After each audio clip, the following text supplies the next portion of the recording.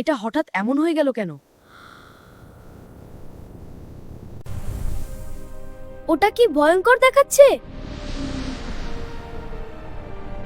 পেন্সিলটা নিয়ন্ত্রণে নেই।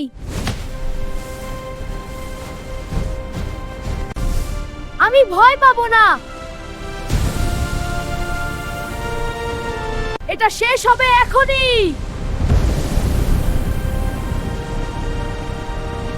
শক্তি আবার ফিরে আসছে। এটা খারাপ ছিল না, নিয়ন্ত্রণ ছিল।